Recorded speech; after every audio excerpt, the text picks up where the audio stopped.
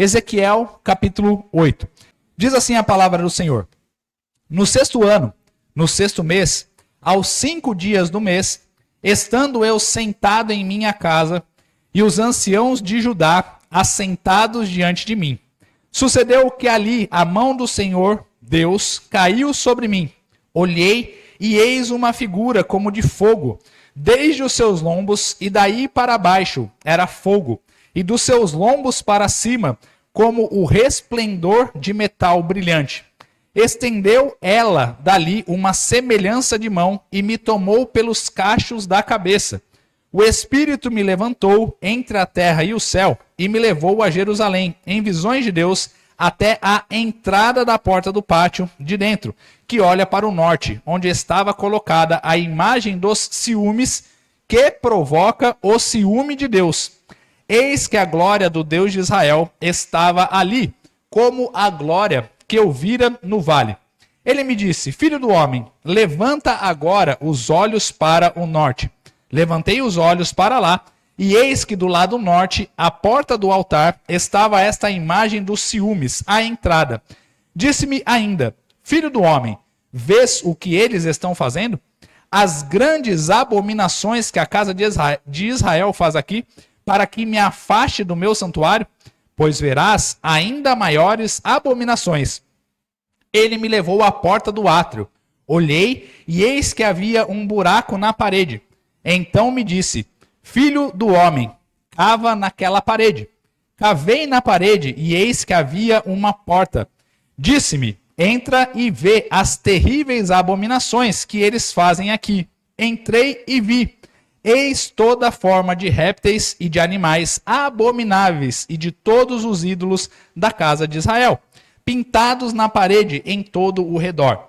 70 homens dos anciãos da casa de Israel, com Jazanias, filho de Safã, que se achava no meio deles, estavam em pé diante das pinturas, tendo cada um na mão o seu incensário, e subia o aroma da nuvem de incenso. Então me disse: Viste, filho do homem, o que os anciãos da casa de Israel fazem nas trevas, cada um nas suas câmaras pintadas de imagens? Pois dizem: O Senhor não nos vê, o Senhor abandonou a terra. Disse-me ainda: Tornarás a ver maiores abominações que eles estão fazendo. Levou-me à entrada da porta da casa do Senhor, que está no lado norte. E eis que estavam ali mulheres assentadas, chorando a Tamuz. Disse-me: Vês isto, filho do homem? Verás ainda abominações maiores do que estas. Levou-me para o átrio de dentro da casa do Senhor. E eis que estavam à entrada do templo do Senhor, entre o pórtico e o altar, cerca de 25 homens de costas para o templo do Senhor, com o rosto para o oriente. Adoravam o sol, virados para o oriente.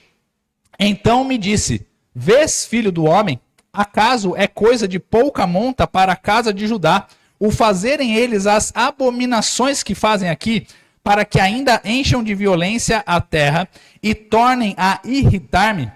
Ei-los a chegar o ramo ao seu nariz, pelo que também eu os tratarei com furor. Os meus olhos não pouparão, nem terei piedade. Ainda que me gritem aos ouvidos em alta voz, nem assim os ouvirei. Amém?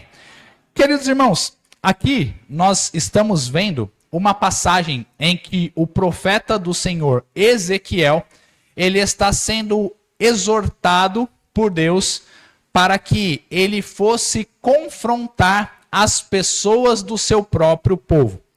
E essa era a principal função de um profeta.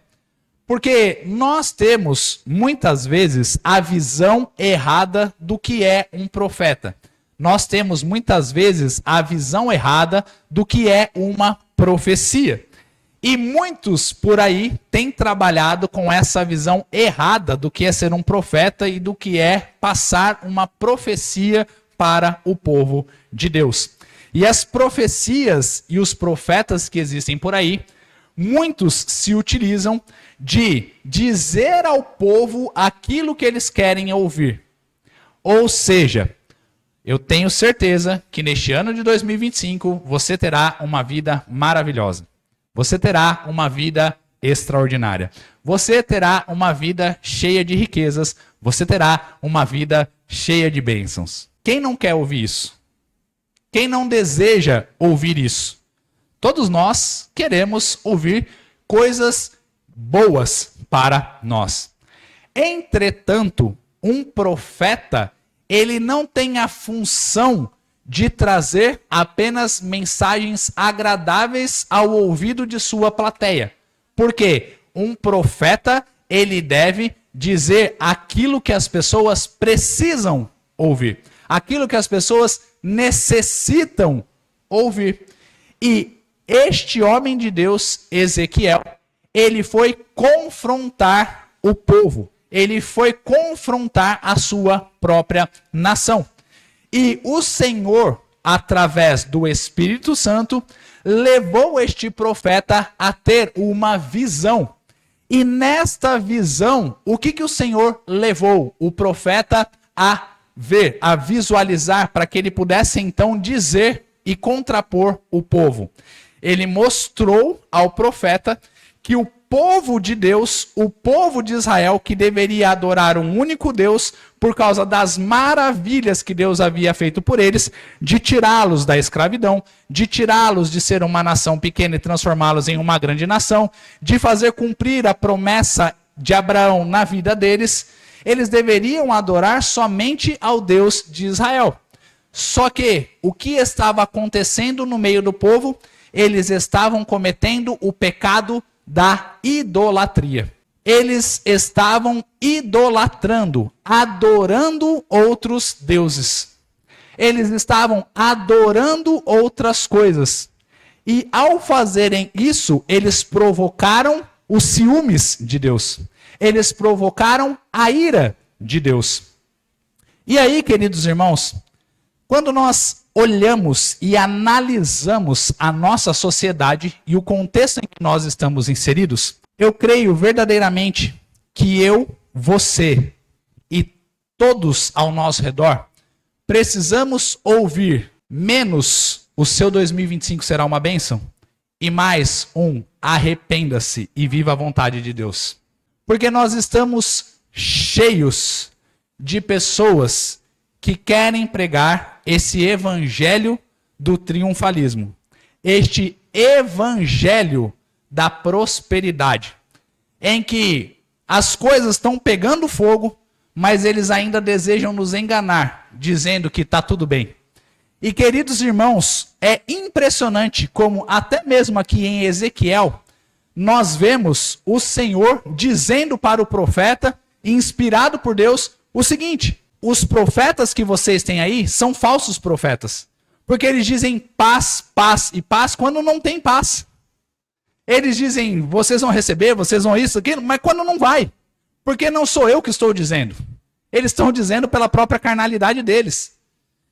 E aí, queridos irmãos, isso daqui, esse texto nos mostra, não só para as pessoas ao nosso redor, mas para mim e para você, queridos, a respeito do pecado da idolatria. Porque muitas vezes nós cometemos este pecado em nossos corações. Porque nós fomos criados com uma mentalidade de que o pecado da idolatria seria somente o pecado de uma imagem, como por exemplo, eu tenho um santo lá na minha casa. Então isso daí é o pecado da idolatria. Sim, é o pecado da idolatria. Mas o pecado da idolatria está além da imagem. O pecado da idolatria entra em coisas ou em questões muito além daquilo que nós temos como básico em nossas vidas. E muitas vezes, queridos irmãos, nós estamos cometendo este pecado da idolatria e não percebemos. E sabe o que o Senhor deseja trazer para nós essa noite? Chega do pecado da idolatria. Eu desejo voltar a ser a sua prioridade neste ano de 2025. Porque eu sou um Deus zeloso. Eu sou um Deus que te ama. E eu sou um Deus que eu quero ser a sua prioridade. Eu sou um Deus que quero estar à frente de todas as coisas. E assim eu o desejo. E aí, queridos irmãos, deste texto, nós podemos aprender muitas lições a respeito da idolatria. E como que nós temos, ou como nós podemos nos desvencilhar ou ficarmos afastados desse pecado. E a primeira lição que eu gostaria de transmitir aos irmãos, aqui, primeira lição, que eu gostaria de transmitir aos irmãos é a respeito dos vários tipos de idolatria. Por quê? Aqui, no versículo 10, o Senhor mostra para Ezequiel como o povo estava se perdendo em uma parte da idolatria. Aí ele diz, existem algumas pessoas, ele mostra a Ezequiel que existem pessoas que estavam ali, entrei e vi toda forma de répteis, ou seja, eram imagens de animais que o povo de Deus estava adorando. Ao invés de adorarem ao Deus Criador, eles estavam adorando a criatura. E aí ele mostra animais abomináveis e todos os ídolos da casa de Israel, pintados na parede em todo o redor. Depois, ele vai falando ali no versículo 12, também que os anciãos de Israel, as pessoas maduras de Israel, também estavam idolatrando coisas. E aí ele fala ali, os anciãos da casa de Israel fazem nas trevas. O que eles faziam nas trevas? Coisas abomináveis. Ou seja, eles estavam escondendo o seu próprio pecado. Mas Deus estava vendo todas essas coisas. E aí ele fala assim, eles dizem o seguinte, o Senhor não nos vê. Achando que o que eles estavam fazendo, Deus não estava nem aí para o que eles estavam fazendo. No versículo 14, nós vemos que as mulheres do povo de Israel também estavam se desviando, porque elas estavam adorando, chorando para outros deuses, entregando para outros deuses. E assim ele vai nos mostrando os vários tipos de idolatria que existia no meio de Israel. Mas o que é idolatria pelo seu próprio significado? Ou o que é o significado de idolatria de acordo com as Escrituras, queridos irmãos? Se nós dermos uma olhada em Êxodo, capítulo 20, versículos 3 a 4, isso daqui são os 10 mandamentos, ok? Em que o Senhor está passando a sua lei para o seu povo lá atrás. Mas o povo já conhecia da lei, mas mesmo assim estava errando, estava pecando nos caminhos do Senhor. Ele diz ali, não terás outros deuses diante de mim, ok?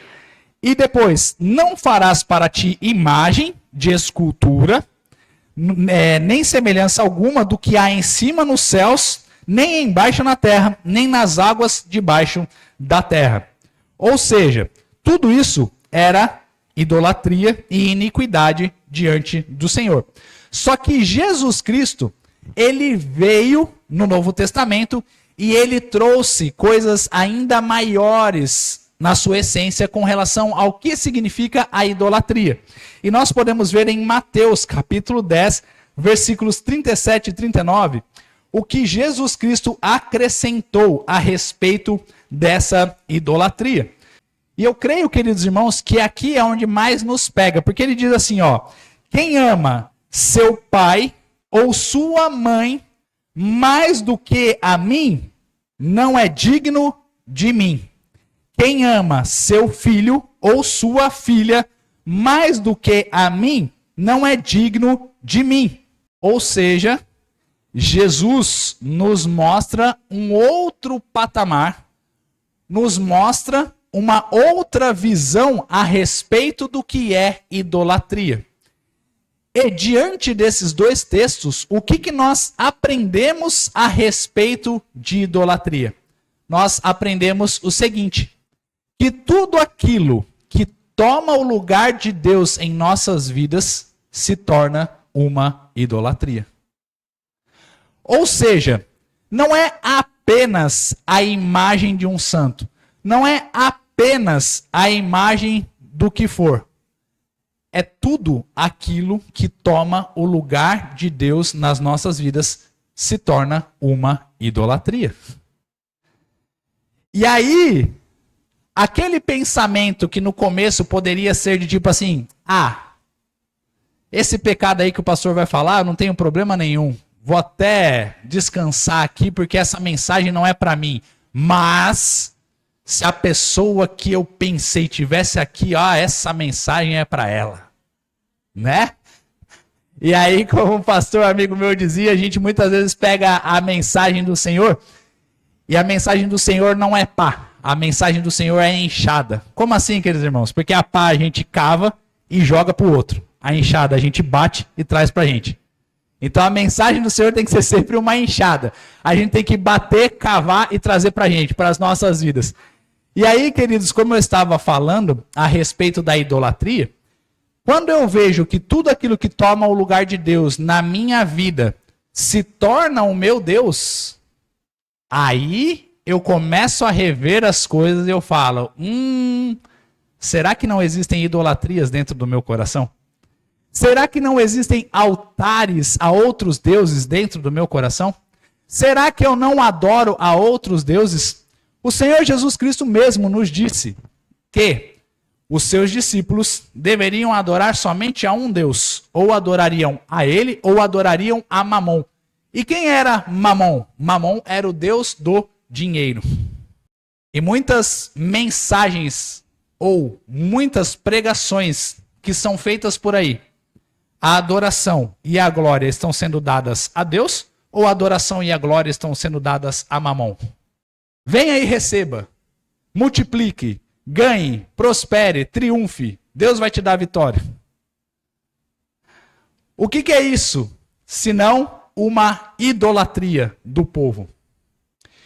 E como eu disse, queridos irmãos, Deus está nos chamando para um verdadeiro arrependimento e um verdadeiro avivamento nos dias que se seguem, porque os dias são maus e os dias são sombrios. E só vai conseguir perseverar na fé aquele que estiver buscando a face de Deus. Porque de nada vai adiantar o nosso dinheiro, de nada vão adiantar as coisas, só vai adiantar quem estiver firme nos caminhos do Senhor. E aí, quando ele nos diz a respeito de que todas as coisas que tomam o lugar de Deus se tornam idolatria em nossas vidas, é o momento de nós refletirmos e clamarmos ao Espírito Santo de Deus para que, assim como ele mostrou ao profeta Ezequiel, ele possa mostrar aos nossos corações o que tem sido o nosso ídolo, o que tem sido a nossa idolatria. Eu mesmo, queridos irmãos, já tive várias e várias vezes o Espírito Santo do Senhor me cutucando para dizer, olha, isso daí é uma idolatria. Olha, tira isso da sua vida, porque eu sou zeloso, eu sou cuidadoso. Quantas não foram as vezes que eu fui na igreja, queridos irmãos, e eu estava meio que cansado, desanimado, e aí o meu louvor estava saindo daquele jeito, mais ou menos xoxo, e eu estava lá na igreja cantando, sabe? O pessoal animado, o pessoal feliz, o pessoal alegre, e eu cantando daquele jeito, porque eu podia estar cansado daquele jeito, eu estava daquele jeito, tá tudo bem, eu estou entregando qualquer coisa para Deus, tá ótimo. E aí o Espírito Santo do Senhor virou e disse assim ao meu coração, por que quando era para o seu time de futebol, que você fazia de tudo para ir no estádio e cantar a plenos pulmões, você fazia, sendo que ele nunca deu nada para você, e para mim você não faz com a mesma intensidade, sendo que eu dei a minha vida por você. Aquilo ali, queridos irmãos, veio como, entre aspas, que a gente costuma dizer, uma paulada nas minhas pernas, que me deu aquela quebrada assim, que eu falei assim, Senhor, e não é verdade? Queridos, quantas não são as vezes que nós nos dedicamos às coisas que são do mundo? Quantas não são as vezes que nós buscamos as coisas que são do mundo? E nós não buscamos com a mesma intensidade as coisas que são de Deus. Mas o que o Senhor está nos dizendo essa noite é, ei, eu quero de volta o seu primeiro amor. O que você fez ou o que você faz de extraordinário por algo ou alguém? Se o seu namorado, a sua namorada, se o seu marido, se a sua esposa te pedissem algo, você faz com a mesma intensidade do que você faz as coisas que são para Deus? Quanto tempo nós passamos, jovens, nas redes sociais? Quanto tempo nós estamos passando diante das Escrituras? Quanto tempo nós estamos passando orando? Porque tudo isso são ídolos que nós criamos em nossos corações. E alguém já disse que o coração do ser humano é uma fábrica de ídolos. E nós sempre teremos algo para preencher o lugar que é de Deus. E Satanás sempre vai nos ajudar a preencher o lugar de Deus com este algo. Quantas não são as vezes que nós fazemos tudo no nosso dia a dia, tornamos o nosso dia a dia corrido, e aí quando chega no final do dia, ao invés da gente se dedicar em oração a Deus, ou entregar o nosso melhor para Deus, a gente só entrega um Senhor, boa noite. E Deus te abençoe. Quantas não são as vezes que a gente está orando cansado, com sono, a gente pede até para Deus perdoar Satanás. Eu já fiz isso. Às vezes eu estava tão cansado, com tanto sono, que eu estava lá, Senhor, perdoe os meus pecados. Perdoe Satanás. Aí, opa, não, perdoe Satanás não, né? Estou dormindo aqui, Deus. Me ajuda, Senhor. E o porquê que isso acontece, queridos irmãos? Porque nós vamos colocando tantas e tantas e tantas coisas diante de Deus, ou na frente do Senhor, ou no lugar que só pertence a Deus, e nós nos esquecemos do Senhor. Queridos, você sabia que até mesmo coisas que são bênçãos de Deus podem se tornar ídolos em nossas vidas? Por exemplo, o povo de Israel, eles estavam no deserto sendo picados por cobras. E aí, o que o Senhor disse? Vocês vão colocar em uma estaca de madeira uma cobra de bronze. E, ao olharem para essa cobra, vocês serão curados e sarados das suas enfermidades. Aí o povo, ao invés de agradecer a Deus e adorar ao Senhor, essa cobra, este símbolo, se tornou algo de idolatria. Que foi posteriormente condenado por Deus, essa idolatria. E isso pode acontecer também em nossas vidas. Quantas não são as vezes que nós oramos ao Senhor pedindo por um emprego, e este emprego nos consome tanto, tanto, tanto, que ele nos tira da presença de Deus? Quantas não são as vezes que jovens pedem um namorado, uma namorada, e este namorado, essa namorada, ao invés de se tornar uma bênção, se torna uma desgraça, porque a paixão cega daquela pessoa se torna uma idolatria por aquele alguém, e ele se esquece de Deus. Quantas não são as vezes que as pessoas se entregam completamente à idolatria de qualquer coisa, de qualquer pessoa que está por aí? Mas o Senhor nos diz essa noite: chega de idolatria. Chega de adoração a falsos deuses. Porque eu desejo ser exclusivo na sua vida. E a segunda lição que nós aprendemos deste texto de Ezequiel, queridos irmãos, é que o Senhor não está cego com relação aos nossos pecados. Deus não está cego com relação à nossa idolatria. Os nossos ídolos não estão ocultos diante de Deus. E o porquê que diz, ou o porquê que eu trago essa lição aqui? Porque vejam no versículo 12, em que os anciãos de Israel diziam: o Senhor não nos vê. Ou seja, podemos praticar a iniquidade, o pecado, à vontade, porque o Senhor não nos vê. Eles eram indiferentes com relação ao pecado deles, achando que Deus também era indiferente com relação ao pecado deles. E queridos, sejamos sinceros, quantas não são as vezes que nós vamos a um lugar da pregação do Evangelho e esse lugar se esqueceu completamente de dizer: sejam transformados pelo Evangelho. Arrependam-se dos seus pecados e vivam para Cristo.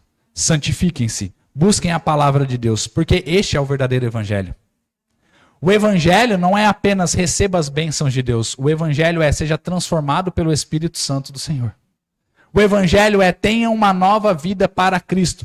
O evangelho é você era de uma antiga natureza, agora você é de uma nova natureza. O evangelho é seja transformado pela mensagem do Senhor. O evangelho é seja uma pessoa melhor a cada dia. O evangelho é abandone a sua velha natureza, carregue a sua cruz e siga Jesus. Mas as pessoas só querem receber o Jesus. Eles se esquecem da cruz que Jesus nos manda carregar. E isso daí não é evangelho, queridos irmãos. E sabe o que mais acontece? É que quando as pessoas são confrontadas com o evangelho, as desculpas aparecem. Sabe aquela coisa de, você não pode me julgar. Ou então aquela coisa de que Deus tem tanta coisa para se preocupar, ele vai se preocupar que eu estou cometendo alguns erros, que eu estou pecando. Eu já ouvi isso de pessoas dizendo, Deus tem tanta pessoa na África para se preocupar, Deus tem tanto sofrimento na Rússia, na Ucrânia, tem tanta pessoa aí sofrendo no mundo, ele vai se preocupar com o meu pecado? E a resposta é sim. Ele se preocupa com o seu pecado, ele se preocupa com o meu pecado, ele se preocupa com o pecado de todos nós. E ainda que esses pecados estejam ocultos diante dos olhos do mundo, eles não estão ocultos diante dos olhos de Deus. A palavra do Senhor nos diz, não há nada em oculto que não venha a ser revelado. Então, queridos irmãos, nós precisamos ter em nossas mentes e em nossos corações, Pai, o que está de errado em mim, que o Senhor me santifique, que o Senhor me purifique. Quantos não são os casos de líderes religiosos que pecam no oculto, mantém aquele pecado no oculto e eles são posteriormente envergonhados porque Deus vem e traz o pecado à tona. Deus vem e traz o que estava em oculto à tona. Recentemente, um grande líder evangélico nos Estados Unidos, ele foi exposto porque ele estava traindo a esposa dele com uma pessoa dentro da igreja. Ele estava tendo uma vida amorosa com uma pessoa dentro da igreja. E o que aconteceu? O pecado dele foi exposto. E aqui, queridos irmãos, eu gostaria de nos incentivar e de nos encorajar a revermos as nossas vidas em 2025 e pedirmos o discernimento do Espírito Santo de Deus e orarmos ao Senhor e falarmos, Senhor, o que tem sido o meu pecado oculto? Senhor, o que tem sido a minha idolatria? Porque aqui, todos nós somos ovelhas lindas, maravilhosas, cheirosas, extraordinárias. Mas, e dentro das nossas casas? E quando ninguém está nos vendo? E nos nossos quartos? E nas nossas salas? E nas nossas televisões? E nos nossos rádios? E nas nossas tudo? Será que nós estamos vivendo uma vida no secreto que glorifica a Deus? Ou será que nós estamos vivendo uma vida no secreto que é idólatra das coisas deste mundo? Não há nada em oculto diante dos olhos de Deus. E queridos irmãos, como eu disse aqui na escola bíblica dominical, quando Deus nos confronta com os nossos pecados, não é para nós analisarmos e simplesmente darmos desculpas com relação aos nossos pecados. Porque todas as vezes que nós estamos dando desculpas com relação aos nossos pecados, nós estamos nos auto-justificando. Nós estamos nos justificando. E quando nós nos justificamos, não existe perdão da parte de Deus. Porque a justificação, que é o perdão, é a justificação que vem de Cristo. Quando Deus, o Espírito Santo, nos apresenta um pecado em nossas vidas, a primeira coisa que nós precisamos fazer é reconhecer, nos arrepender e abandonar o pecado. Então, queridos, não pensem vocês que eu, por estar pastoreando, estar à frente de uma igreja, eu não tenho as minhas tentações, eu não tenho os meus pecados e eu também não tenho os meus erros. Porque eu sou um homem imperfeito. Entretanto, eu aprendi em Cristo que é Ele que me concede graça para que eu possa, então, ver a minha vida, analisar e receber a graça de Deus olhando os meus pecados, os meus erros e as minhas falhas e vivendo uma vida para Cristo. Me arrependendo dos meus pecados e vivendo uma vida para Cristo, queridos irmãos. Porque é isso que o Senhor deseja fazer das nossas vidas. Deus não quer que tenhamos uma vida na igreja e uma outra vida fora no mundo. Deus quer que vivamos uma vida exclusivamente para Ele. Deus quer que vivamos uma vida integral para Ele. Porque Deus está cansado dos louvores de pessoas que glorificam o nome de Deus com a sua boca, mas o coração está longe dos caminhos do Senhor. A própria palavra nos diz que o Senhor estava enojado das pessoas que apresentavam para ele lindas canções, letras maravilhosas, isso, aquilo, mas que o coração estava completamente afastado dos caminhos do Senhor. E de nada adianta nós vivermos uma vida aqui, se nós não vivermos essa vida também lá em nossas casas. Então, se existe algum pecado oculto na sua vida, se existe algo que você está com dificuldades na sua vida de transpor, de passar, eu quero orar a Deus para que, em nome de Jesus, você possa ser liberto deste pecado que te aprisiona. Que você possa ser liberto do seu ídolo que tem substituído o lugar de Deus. Que você possa ser liberto no nome santo de Jesus para que você adore única e exclusivamente ao Senhor. Porque só Deus é digno da nossa adoração, queridos irmãos. E a última lição que eu gostaria de passar aqui e tratar é que Deus deseja fazer isso em nossas vidas porque Ele é um Deus que tem zelo por nós. Os nossos ídolos, os nossos pecados provocam o ciúme de Deus. É o que diz a palavra do Senhor.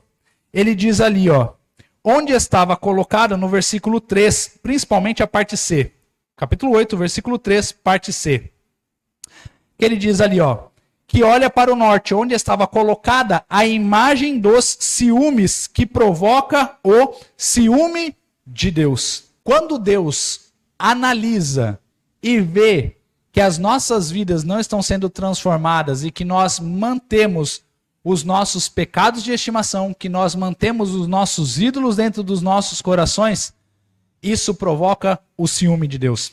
E aí, os irmãos podem se perguntar, mas, pastor, ciúmes não é pecado? Porque o ciúmes, ele é tratado em algumas partes como um pecado. E depende dos ciúmes, ele é pecado. Que ciúmes que é pecado? Assim como a ira, que eu já expliquei para os irmãos a diferença. Que ciúmes que é pecado? O ciúmes pecaminoso é o ciúmes doentio. Sabe, por exemplo, aqueles ciúmes em que o marido vai no mercado e a esposa fala, o que você foi fazer lá? Ou então, a esposa recebe uma ligação e o marido fala, opa, o que tem aí nesse celular? É o ciúmes doentio, é o ciúmes possessivo, em que você acha que você tem a posse da vida da pessoa. Esse ciúmes doentio, ele é pecado. Por quê? Porque o ciúmes doentio, ele transforma a pessoa no seu ídolo. Ele transforma a pessoa naquele alguém ou naquela alguém que você não pode viver sem. Que se para você perder aquela pessoa, acabou a sua vida. Ou seja, isso é um ciúmes pecaminoso. Por quê? Está substituindo Deus no seu coração. Aquela pessoa eu não posso viver sem. Se aquela pessoa me trair, já era a minha vida. Eu não vivo mais. Eu acabo com a minha vida. Eu vou fazer isso. Eu acabo com a vida dela, eu acabo com a minha vida também. Isso daí é um ciúmes pecaminoso. Mas o ciúmes de Deus não é assim. O ciúmes de Deus é um ciúmes bom. Por quê? É um ciúmes de zelo, de cuidado por nós. E Deus deseja estar à frente de tudo e de todos em nossas vidas. Por quê, queridos irmãos? Porque Ele sabe que quando nós substituímos Ele em nossos corações por algo ou alguém, nós estamos cometendo um erro em nossas vidas que nos trará a própria destruição. Então por que Deus tem esse zelo e esse cuidado de que nada se torne o nosso ídolo? Porque Ele sabe que no dia em que nós colocamos outra coisa no lugar de Deus, nós estamos trazendo para nós mesmos a nossa própria destruição. E é por isso que Deus deseja destruir todo e qualquer tipo de idolatria de dentro dos nossos corações. Porque Ele tem cuidado de nós, Ele nos ama e Ele não quer que nós venhamos a nos destruir. E é exatamente isso que acontece quando nós colocamos algo ou alguém dentro dos nossos corações no lugar de Deus, queridos irmãos. Quantas não são as pessoas aí, ou os homens, que por se terminar um relacionamento com uma mulher, vai lá, tira a vida da mulher, tira a vida da criança e tira a própria vida? Destruição. Quantas não são as pessoas que, por causa de amor, por causa de paixão louca, fazem loucuras por aí e destroem a sua vida? Ou quantas não são as pessoas que, por causa de dinheiro, estão fazendo coisas extraordinárias, coisas terríveis, coisas abomináveis aos olhos de Deus, porque desejam ter dinheiro, sucesso e fama na sua vida? Destruição. Então, os ciúmes de Deus é: ei, eu te amo e eu quero cuidar de você. Ei, eu te amo e eu desejo destruir esse ídolo que está no seu coração. Ei, eu te amo e eu desejo trazer uma nova vida para você. Destrua a idolatria que você está vivendo. Sabe uma idolatria que nós temos hoje em dia? A idolatria pelo celular. Muitas vezes nós acordamos e já está o bendito na nossa frente. Muitas vezes a gente vai dormir, está o bendito na nossa frente antes da gente dormir. Idolatria. Porque isso tem tirado o nosso tempo de qualidade com Deus para ficarmos antenados com relação às coisas que estão acontecendo no mundo. E Deus deseja tirar todos esses ídolos das nossas vidas para que a gente não venha causar a nossa própria destruição, queridos irmãos. E essa noite, eu creio que o Espírito Santo do Senhor fala a cada um dos nossos corações. E assim, vejam que bonita essa mensagem, queridos irmãos. Porque, olha ali, como é a figura do Espírito Santo. Versículo 2: olhei e eis uma figura como de fogo, desde os seus lombos, e daí para baixo era fogo, e dos seus lombos para cima como resplendor de metal brilhante. O Espírito Santo de Deus, ele deseja queimar, destruir toda idolatria que existe em nossos corações, em nossas vidas, em nossas almas. Queridos irmãos, o Senhor, essa noite, nos diz: você deseja viver um 2025 melhor na sua vida? Arrependa-se e destrua a idolatria que existe em seu coração. Me busque como você nunca me buscou antes. Ore como você nunca orou antes. Leia a minha palavra como você nunca leu antes. Porque eu desejo me revelar a você de uma maneira que você ainda não me conheceu. Eu desejo me mostrar cada vez mais a você. E queridos irmãos, essa não é uma mensagem somente para nós aqui na igreja. Essa é uma mensagem que precisa ser propagada pelo Brasil.